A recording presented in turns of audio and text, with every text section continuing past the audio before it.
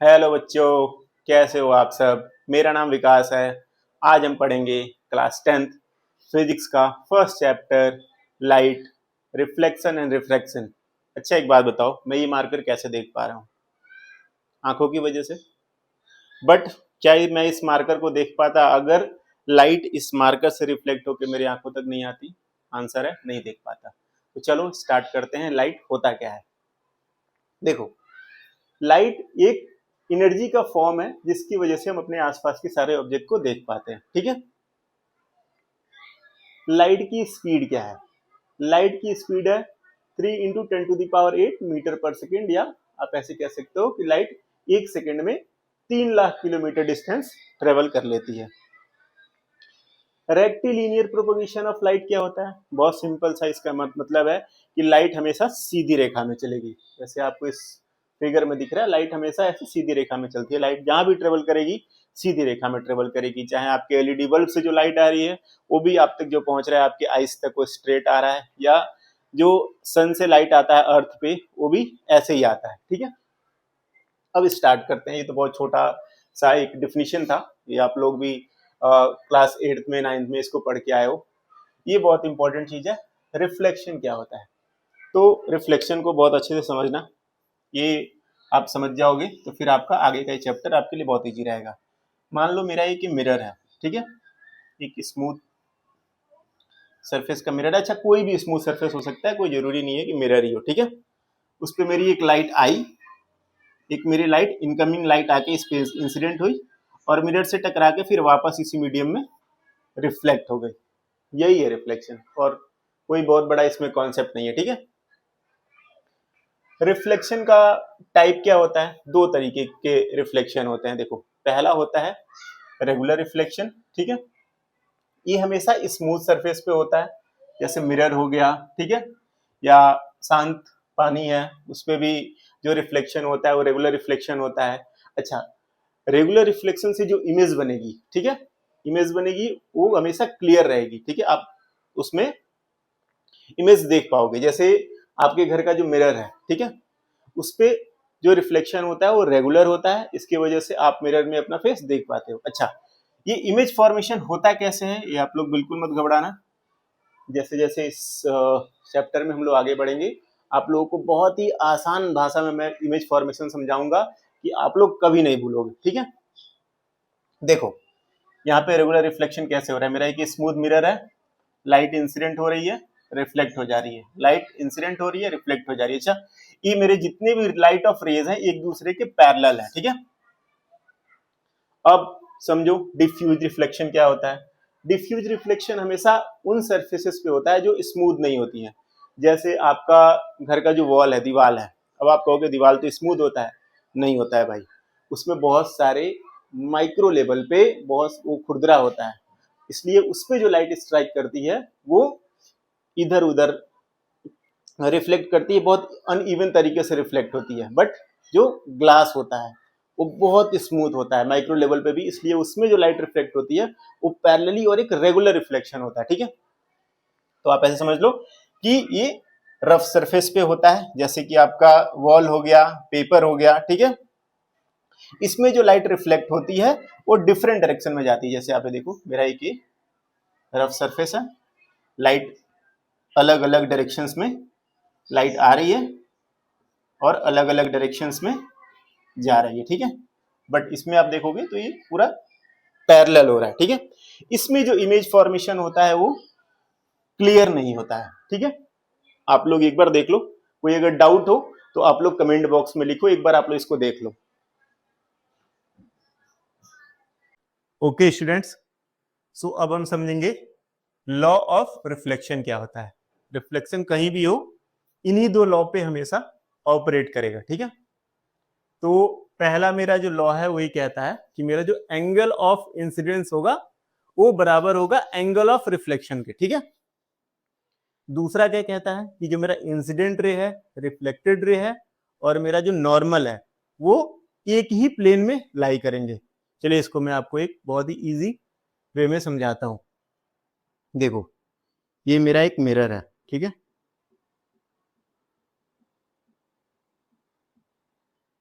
जो light, incoming light आके इस मिरर से टकरा रही है, इस लाइट को हम बोलते हैं इंसिडेंट रे, ठीक है।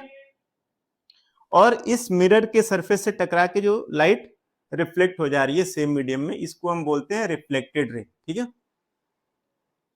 और मेरा जो ये मिरर का सरफेस है, इस सरफेस से 90 डिग्री पे जो मेरा होता है वो नॉर्मल होता है। ये हमारी एक इमेजिनरी लाइन है जो हम ड्रॉ करते हैं सरफेस से 90 डिग्री पे। आप इसको नॉर्मल बोल सकते हो, परपेंडिकुलर बोल सकते हो, ठीक है।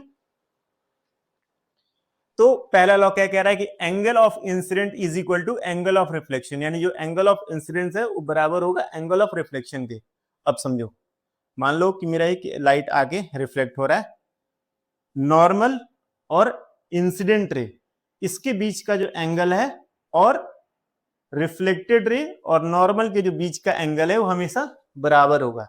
मान लो कि ये 30 डिग्री पे इंसिडेंट हो रहा है, ठीक है, तो इधर रिफ्लेक्ट भी ये 30 डिग्री के एंगल पे ही होगा।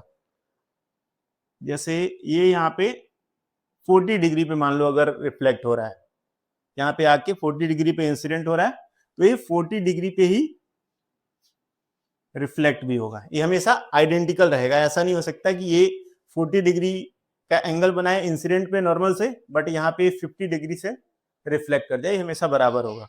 दूसरा क्या कह रहा है, ये हमारा जो लॉ है ये कह रहा है कि मेरा जो इंसिडेंट रे है, मेरा जो रिफ्लेक्टेड रे है और मेरा जो नॉर्मल है, ये हमेशा एक ही प्लेन में लाई करेगा। एक प्लेन से मतलब है 2 डायमेंशन, 2D।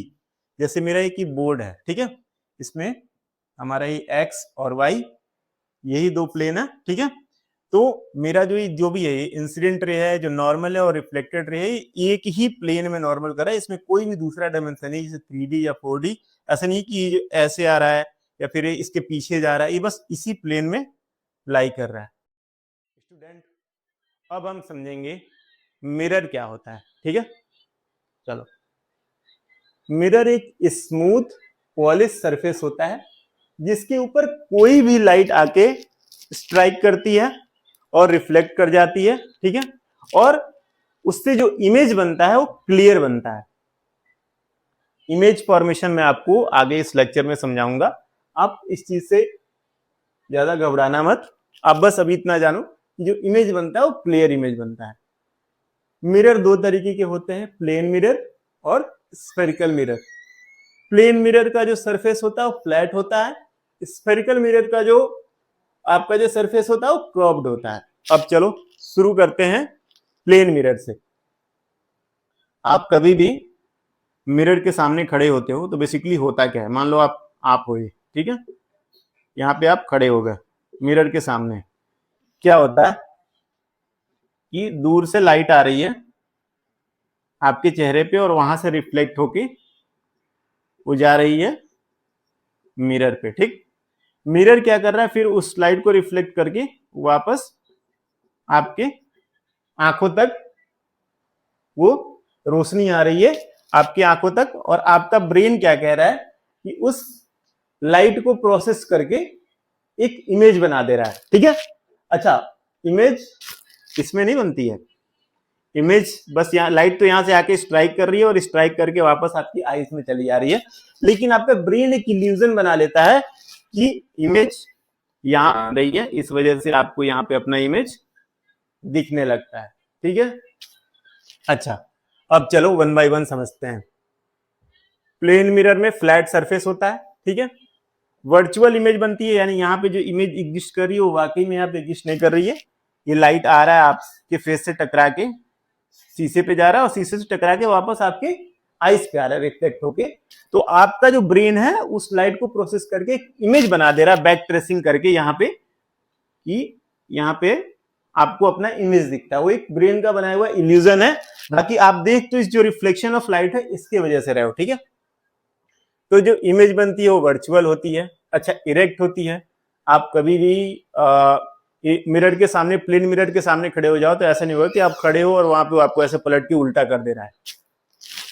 इन्वर्टेड होती है। इन्वर्टेड का मतलब क्या हो गया, एक बहुत ही इंपॉर्टेंट कॉन्सेप्ट है फिजिक्स का, लेटरल इन्वर्जन। लेटरल इन्वर्जन क्या होता है, आप मिरर में जाओ अपने घर के सामने, अपना राइट हैंड उठाओ, आपको मिरर में, प्लेन मिरर में वहां पे आपको आपका लेफ्ट हैंड दिखा हुआ मिलेगा। तो ये क्या करता है बेसिकली, ये साइड को एक्सचेंज कर देता है, साइड को एक्सचेंज कर देता है।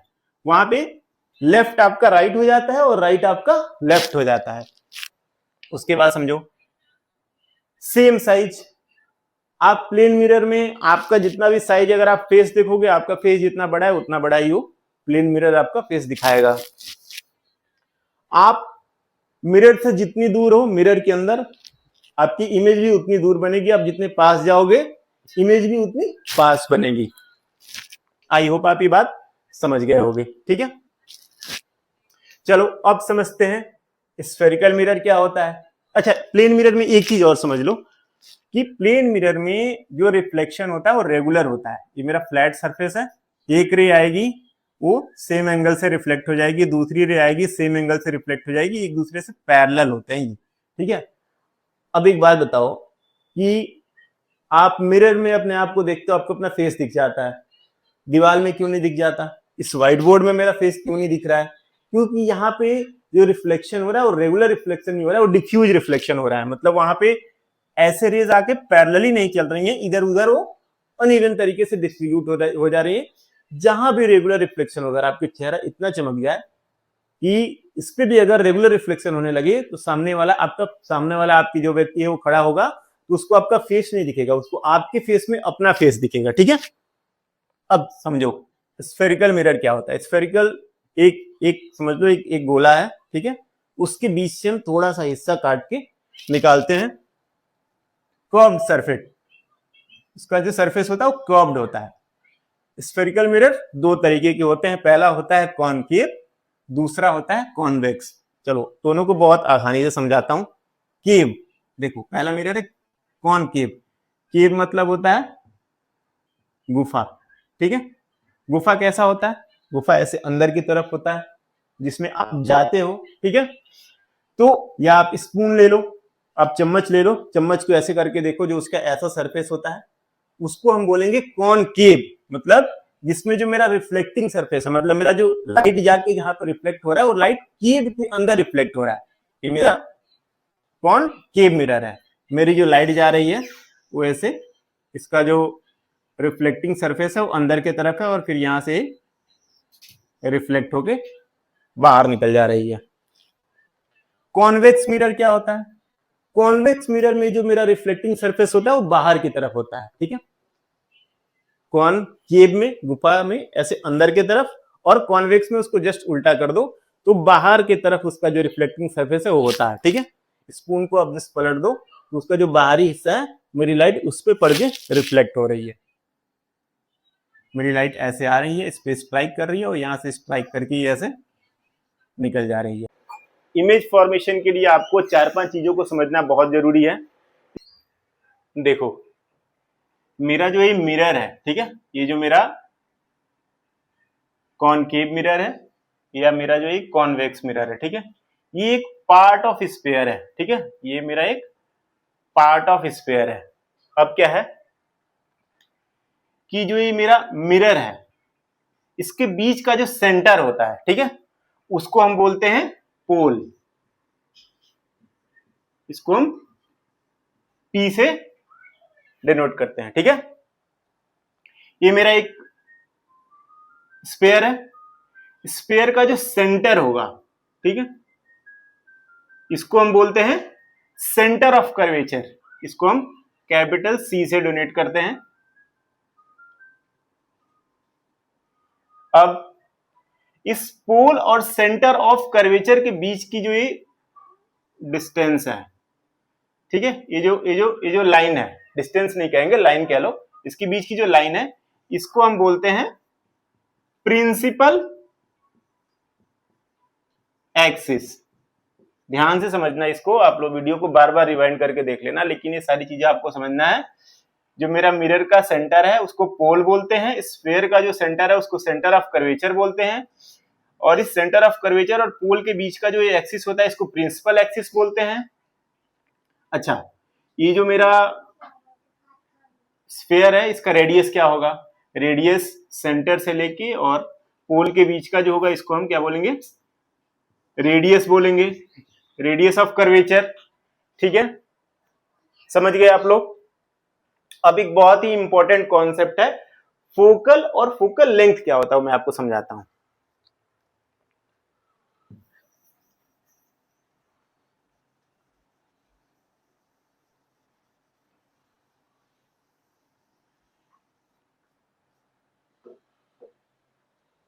देखो, कभी भी फोकस पता करना हो या फोकल लेंथ पता करना हो, आपको हमेशा एक कॉन्सेप्ट याद रखना पड़ेगा कि दो पैरेलल रेज आपको लेनी है, ठीक है।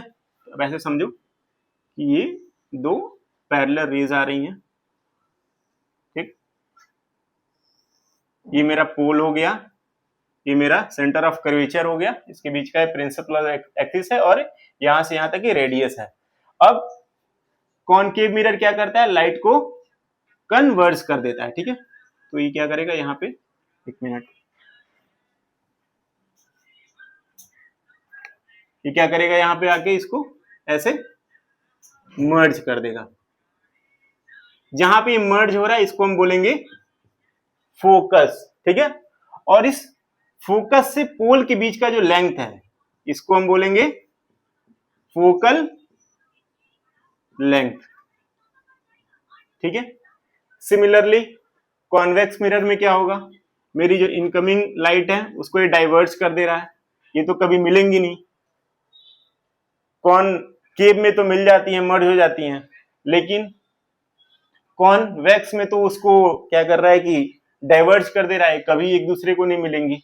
लेकिन हम इमेजिन कर लेते हैं कि ये मिल रही होंगी। कैसे इमेजिन करते हैं, हम मान लेते हैं कि ये यहां से पीछे से स्टार्ट हो रही होगी, ठीक है।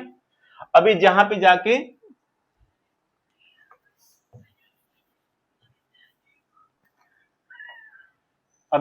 जहां पे